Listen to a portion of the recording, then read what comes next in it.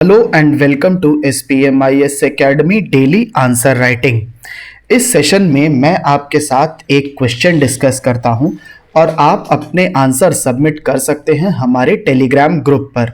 इस ग्रुप की लिंक आपको यूट्यूब के वीडियो के डिस्क्रिप्शन सेक्शन में मिल जाएगी। पहले मैं आपके साथ इस सेशन में कुछ MCQs भी शेयर करता था, बट अब से मैं उन MCQs को शेयर नहीं करूंगा। जो हमारे अदर वीडियोस हैं जो यूट्यूब पर आते हैं, जैसे डेली न्यूज़पेपर और आसाम पीडिया, वहाँ पर आपको बहुत सारे MCQs हमारी तरफ से मिल रहे हैं। तो इस एक्सरसाइज में मैं अब से सिर्फ मेंस के स्पेसिफिक आंसर्स ही आपके साथ डिस्कस करूंगा। And for those other MCQs you can refer to our YouTube videos on the daily newspaper analysis, Assampedia, as well as हमारी ऐप में भी आपको फ्री टेस्ट पेपर्स मिलेंगे, वहां पर भी आपको बहुत सारे MCQs मिल सकते हैं। आज का क्वेश्चन है हमारा स्ट्रैटेजिक डिसइन्वेस्टमेंट पर। आपको याद होगा कल के न्यूज़पेपर एनालिसिस में ही सत्यजीत सर ने डिसइन्वेस्टमेंट के बारे में बात करी थी, तो आज का क्वेश्चन उसी से ही डील करता है। क्वेश्चन बोलता है what is strategic disinvestment, that is easy to answer. The second part of the question is asking कि स्ट्रैटेजिक डिसइन्वेस्टमेंट की क्या सिग्निफिकेंस होती है इंडियन इकोनॉमी के लिए और क्या चैलेंजेस हैं स्ट्रैटेजिक डिसइन्वेस्टमेंट के लिए। This question is relevant from the paper 4 Indian economy. 15 marks का क्वेश्चन है, दैट मीन्स 250 वर्ड्स में आपको इसे आंसर करना होगा। 1 full A4 sheet and other A4 sheet का 1 साइड। आप अपनी A4 शीट्स में मार्जिन्स बनाएंगे 1 inch from both the side and 1.5 inch from the top. आप इस क्वेश्चन में 4 चीजें आंसर करेंगे। स्ट्रैटेजिक डिसइन्वेस्टमेंट क्या होता है, जो डायरेक्टली क्वेश्चन ने पूछा है। क्या इंपॉर्टेंस है स्ट्रैटेजिक डिसइन्वेस्टमेंट की, क्या चैलेंजेस हैं, प्रॉब्लम्स हैं स्ट्रैटेजिक डिसइन्वेस्टमेंट के लिए, कैसे हमको उनको एड्रेस करना है, and in the end a small conclusion. The reference newspaper for this is yesterday's newspaper. अब आते हैं, देखते हैं क्या होता है स्ट्रैटेजिक डिसइन्वेस्टमेंट। देखिए कल के न्यूज़पेपर एनालिसिस में सर ने आपको बताया था कि हमारी सरकार जो होती है वो डिसइन्वेस्टमेंट करती है, और यही डिसइन्वेस्टमेंट जब 50% से ज़्यादा हो जाता है, मतलब सरकार का किसी भी कंपनी पर कंट्रोल 50% से कम हो जाता है, then it is called as a privatisation. This privatisation means strategic disinvestment.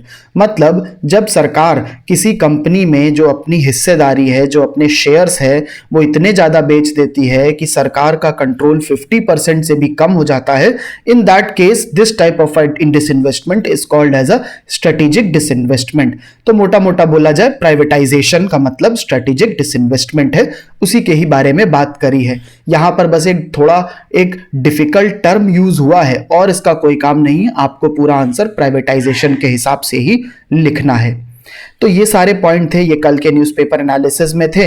इसी को ही मैंने कंपाइल करके एक नॉर्मल पैराग्राफ में ही इंट्रोडक्शन बना डाला है, जहां पर मैंने बोला है स्ट्रेटेजिक डिसइन्वेस्टमेंट का मतलब है गवर्नमेंट जब अपने शेयर इतने ज़्यादा बेच देती है किसी भी PSU के कि अब उसके पास 50% से भी कम बचते हैं और वो कंपनी का कंट्रोल उसके हाथ में नहीं रहता है, then it is called as a strategic disinvestment. In the case of strategic disinvestment, the control of the PSU goes to a private owner. इसका एग्जाम्पल दिया है, भारत एल्यूमिनियम कंपनी के जो शेयर्स थे वो सरकार ने वेदांता ग्रुप को 2001 में बेचे थे।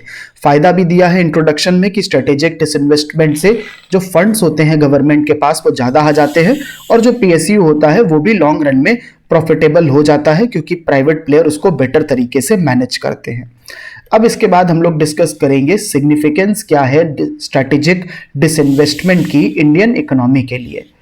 देखिए पहली सिग्निफिकेंस होती है जो आपको पता है कि जब भी PSU कोई शेयर बेचे जाते हैं तो वो गवर्नमेंट के लिए पैसा गवर्नमेंट को मिलता है। So it's a source of a revenue generation for the government. अब ये चाहे स्ट्रैटेजिक डिसइन्वेस्टमेंट हो चाहे डिसइन्वेस्टमेंट हो, दोनों ही सिनेरियो में सरकार को पैसा मिलता है। तो ये सबसे बड़ा मोटिवेशन होता है करने का स्ट्रेटेजिक डिसइन्वेस्टमेंट, और उसी को ही पहले लिखा हुआ है। उससे हमारा फिस्कल डेफिसिट भी कम होता है। गवर्नमेंट के पास जब पैसा आता है तो वो बोरोइंग भी कम करती है। जब गवर्नमेंट बोरोइंग कम करती है तो प्राइवेट सेक्टर के पास बोरो करने की ज्यादा स्पेस होती है। As a result crowd out effect नहीं होता है। नेक्स्ट सिग्निफिकेंस होती है स्ट्रेटेजिक डिसइन्वेस्टमेंट की कि जो पीएसयू है जिसको स्ट्रेटेजिकली डिसइन्वेस्ट करा है उसकी ओवरऑल एफिशिएंसी बढ़ती जाती है।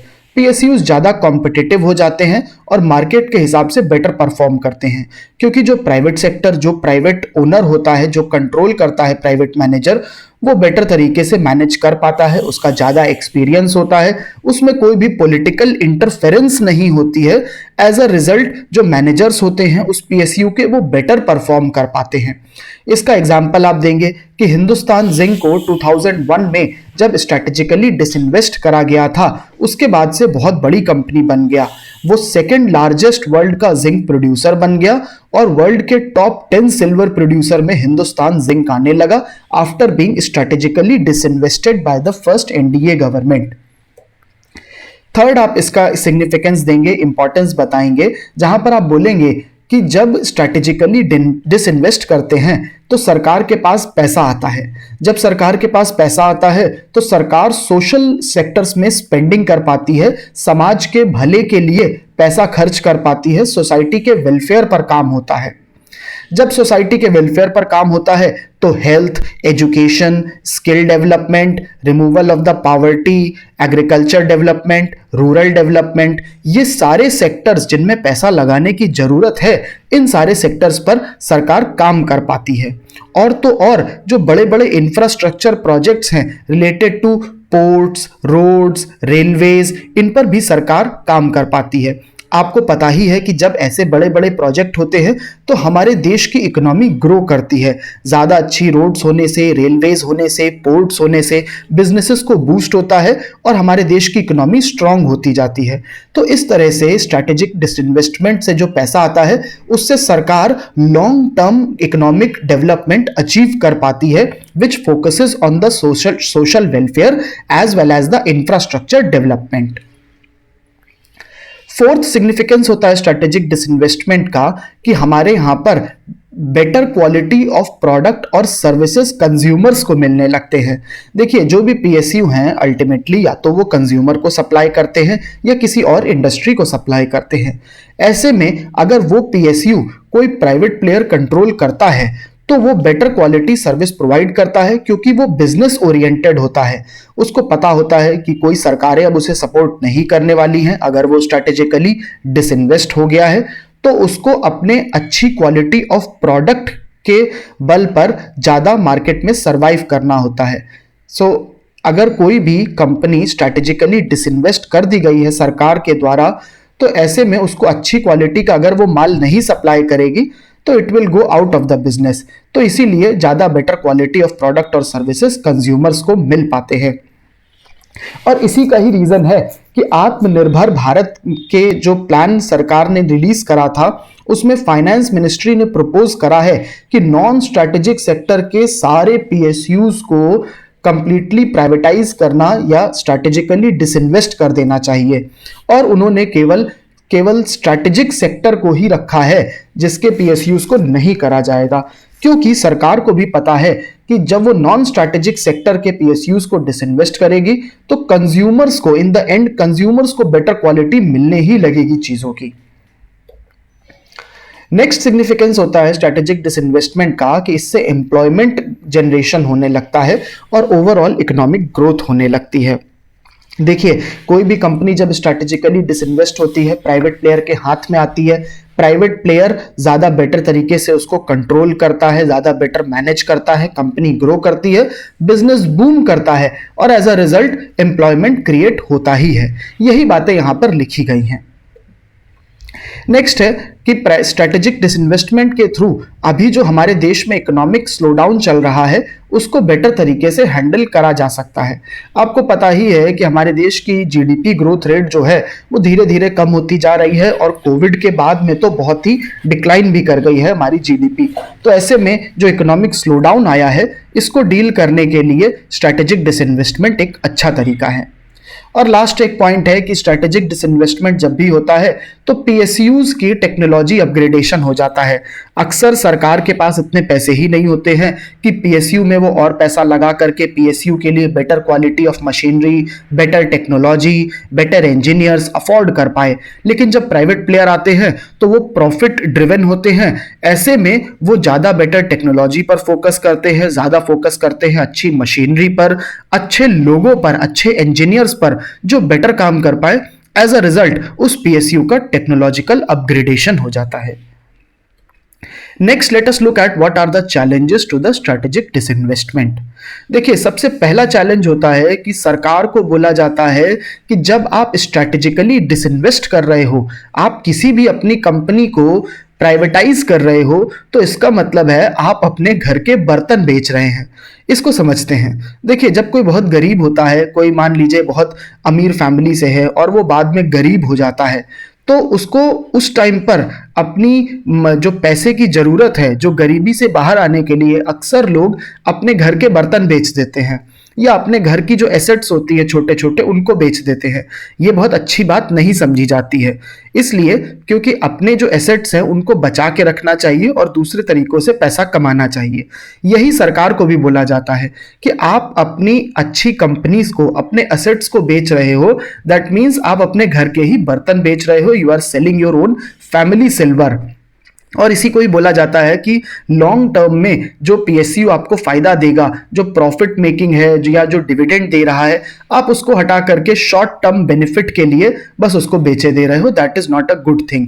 और इसीलिए सरकार को इस बात के लिए काफी जनता के बीच में और जो पॉलिटिकल पार्टीज हैं, ऑपोजिशन पार्टीज हैं, they also accuse the government of selling the family silver. That is a first challenge to the privatisation कि प्राइवेटाइज नहीं करना चाहिए, क्योंकि पॉलिटिकल पार्टीज और जो पॉलिटिकल कमेंटेटर्स, जनता, वो सरकार को मना करते हैं कि आप गलत कर रहे हैं।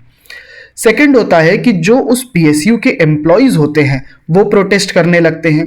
ये हमने बार बार देखा है कि जो ट्रेड यूनियंस होती हैं, जो एम्प्लॉय यूनियंस होती हैं, वो जब भी किसी पीएसयू के सरकार स्ट्रैटेजिकली डिसइन्वेस्ट करने जा रही होती है तो उसका ऑपोजिशन होता ही होता है।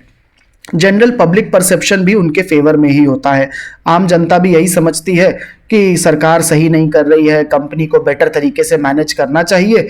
एज अ रिजल्ट जनता जो होती है सरकार के इस डिसीजन का ऑपोजिशन ही करती है। इसका आप एग्जांपल दे सकते हैं, एयर इंडिया को कैसे सरकार नहीं कर पाई है privatise, because of the union, trade जो एम्प्लॉय यूनियन थी वो स्ट्रांग थी। नेक्स्ट हो जाता है, चैलेंज है कि जो प्राइवेट ओनर होता है, जो नया प्राइवेट ओनर बनता है आफ्टर द स्ट्रैटेजिक डिसइन्वेस्टमेंट, वो अक्सर ऐसा देखा गया है कि जो एसेट्स होते हैं कंपनी के, या जो कंपनी के पास लैंड, महंगी महंगी मशीनरी जो होती है, उनको वो पहले रिलीज करता है। देखिए, प्राइवेट प्लेयर का ऑब्जेक्टिव होता है प्रॉफिट में कंपनी को लाना, बेटर तरीके से चलाना। तो ऐसे में प्रॉफिट में लाने के लिए अक्सर वो प्राइवेट प्लेयर जो कंपनी के एसेट्स होते हैं उनको ही बेच देता है, जहां से बेटर आ सकता है रेवेन्यू। तो ऐसे में अगर एनटीपीसी जैसी कंपनी को, नेशनल थर्मल पावर कॉर्पोरेशन जैसी कंपनी को, जिसके पास बहुत सारी लैंड है, बहुत सारी मशीनरी है, उसको अगर स्ट्रैटेजिकली डिसइन्वेस्ट करा जाता है, जो कि आत्मनिर्भर भारत के प्लान में भी है, अगर करा जाता है तो ऐसा हो सकता है कि जो प्राइवेट ओनर होगा वो एनटीपीसी की वैल्यूएबल लैंड को ही बेच देगा, and that will not be considered a good thing. Fourth challenge होता है कि जो सरकार होती है वो अपने खुद के ही स्ट्रैटेजिक डिसइन्वेस्टमेंट के टारगेट को मीट नहीं कर पाती है। इसके बारे में कल के न्यूज़पेपर एनालिसिस में भी हमने पढ़ा था कि सरकारें अपने टारगेट्स मीट नहीं कर पाती हैं डिसइन्वेस्टमेंट के, और इसी को आप मेंशन कर सकते हैं कि क्या हमारे देश के टारगेट्स थे और कितने अचीव ही होते हैं। और लास्ट एक पॉइंट होता है स्ट्रैटेजिक डिसइन्वेस्टमेंट को लेकर के कि जनता के बीच में डर होता है कि जब भी प्राइवेट प्लेयर आएगा तो ऐसा हो सकता है कि वो मोनोपोली एक्सरसाइज करने लगे। इसमें आप टेलीकॉम सेक्टर का एग्जांपल दे सकते हैं। करेंटली टेलीकॉम सेक्टर में दो ही बड़े मेजर प्लेयर बचे हैं, एयरटेल एंड जियो। और ऐसे में अगर बीएसएनएल को सरकार कर देती है स्ट्रैटेजिकली डिसइन्वेस्टमेंट, तो फिर मोनोपोली या ओलिगोपोली होने का बहुत बड़ा खतरा आएगा, और उसी के बारे में आप मेंशन कर सकते हैं। आप यहाँ पर छोटी सी एक केस स्टडी भी ऐड कर सकते हैं, या फिर आप सिंपली टेलीकॉम सेक्टर के ही 2 लाइन में डिस्क्रिप्शन लिख करके एग्जांपल दे सकते हैं। Let's look at the way forward in such scenarios, कैसे सरकार को करना चाहिए। देखिए, हम सबको पता है स्ट्रैटेजिक डिसइन्वेस्टमेंट इंपॉर्टेंट है, हमने उसके बेनिफिट्स देख लिए, लेकिन ये जो चैलेंजेस हैं स्ट्रैटेजिक डिसइन्वेस्टमेंट के, इनको खत्म करने के लिए सरकार को कुछ चीजें करनी चाहिए। पहली ये कि स्ट्रैटेजिक डिसइन्वेस्टमेंट के प्रोसेस के दौरान ट्रांसपेरेंसी मेंटेन होनी चाहिए। कुछ एक मिनिमम प्राइस सेट होना चाहिए कि इससे नीचे हम नहीं किसी भी कंपनी को प्राइवेटाइज करेंगे। मोर ओवर, वो जो प्राइस होना चाहिए वो इस हिसाब से होना चाहिए कि उस कंपनी के पास जो भी एसेट्स हैं, जो भी लैंड, मशीनरी, टेक्नोलॉजी, पैटेंट्स, जो कुछ भी है, उसके बेसिस पर ही सेट होना चाहिए। इसके लिए जो भी उस पीएसयू का वैल्यूएशन है, जो उसका मिनिमम प्राइस के लिए क्या होना चाहिए, वो किसी इंडिपेंडेंट थर्ड पार्टी एजेंसी से भी कराया जा सकता है, जो कि बेस्ट उसका वैल्यूएशन बता पाए। हो सकता है सरकार की जो एजेंसी होगी वो इतनी कॉम्पिटेंट नहीं हो, या फिर वो गलत इवैल्यूएशन कर दे और जनता के बीच में हमेशा ही डाउट रहे कि सरकार ने शायद अपनी कंपनी के थ्रू ही गलत इवैल्यूएशन करा लिया, सो दैट उसको स्ट्रैटेजिकली डिसइन्वेस्टमेंट कराया जा सके किसी पीएसयू का। तो अगर किसी थर्ड पार्टी एजेंसी से पीएसयू का वैल्यूएशन कराया जाएगा तो ज़्यादा हम लोगों को ट्रांसपेरेंट रिपोर्ट मिलेगी, बेटर आइडिया लगेगा। उसके अलावा जब भी स्ट्रैटेजिक डिसइन्वेस्टमेंट हो रहा हो तो एक मिनिमम नंबर ऑफ बिडर्स जो है उनको इंश्योर करा ही जाना चाहिए कि इतने बिडर्स तो हो ही हो, तभी स्ट्रैटेजिकली डिसइन्वेस्ट करेंगे। जो भी प्रोसीडिंग होती है, जो भी पैसा आता है स्ट्रैटेजिक डिसइन्वेस्टमेंट का, उसको लॉन्ग टर्म इंफ्रास्ट्रक्चर क्रिएशन के लिए यूज करा जाना चाहिए, या फिर उसको लोगों के डेवलपमेंट, सोशल वेलफेयर के लिए यूज करा जाना चाहिए। उसको रेवेन्यू शॉर्टफॉल में नहीं यूज करा जाना चाहिए। इससे उस पैसे का सही यूज नहीं हो पाएगा।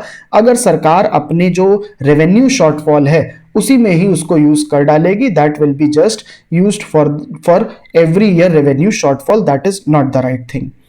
थर्ड जो है कि सरकार को हर एक सेक्टर को प्रॉपरली रेगुलेट करना चाहिए, जिससे स्ट्रेटेजिकली डिसइन्वेस्टमेंट करने के बाद भी किसी तरीके की मोनोपोली या ओलिगोपोली नहीं जनरेट हो जाए। तो ये सब 3 वे फॉरवर्ड है जो कि आप मेंशन कर सकते हैं। Lastly, in such a case, you can write a conclusion that हमारे देश में कोविड पैंडेमिक आने के बाद से हमारी इकोनॉमी तो खराब हो ही रही है, इट इज श्रिंकिंग, और इसीलिए अभी की जो प्रेजेंट गवर्नमेंट है उसने अपने लिए एक बहुत ही हाई डिसइन्वेस्टमेंट टारगेट सेट करा है, जो कि हाईएस्ट है सिंस इंडिपेंडेंस। आप कल का न्यूज़पेपर एनालिसिस देख सकते हैं। सो हाईएस्ट डिसइन्वेस्टमेंट टारगेट सेटअप कर दिया है, और ये बात है कि डिसइन्वेस्टमेंट के चाहे जितने भी बेनिफिट्स हों और चाहे कितनी भी सरकारों ने उसको अटेम्प्ट करा हो सिंस 1990s, एक जनरल पब्लिक परसेप्शन बना ही हुआ है कि ये उतना अच्छा नहीं है, और इससे क्रोनी कैपिटलिज्म राइज होता है। कैपिटलिस्ट लोगों का एक जो क्रोनी नेचर होता है जिसमें वो सबके ऊपर चढ़ जाते हैं, उस टाइप का क्रोनी कैपिटलिज्म राइज होता है। तो इसीलिए सरकार को एफर्ट लेने चाहिए कि जनता के जो डर हैं उसको हटाए और वो अपने डिसइन्वेस्टमेंट के टारगेट्स अचीव कर पाए। तो आपने इस टाइप का एक फॉरवर्ड लुकिंग कंक्लूजन लिख दिया है, जिसमें आपने डिसइन्वेस्टमेंट को रिलेट कर दिया है क्रोनी कैपिटलिज्म से, कोविड पैंडेमिक से, हाईएस्ट डिसइन्वेस्टमेंट टारगेट से, और उसके बाद आपने कंपाइल करके एक कंक्लूजन लिख दिया। You can attempt any such conclusion जिसमें आप क्यों इंपॉर्टेंट है स्ट्रैटेजिक डिसइन्वेस्टमेंट, अभी के टाइम पर क्यों करना चाहिए, you can mention all these things as a part of the conclusion. So this is all from my side in today's session. Thank you.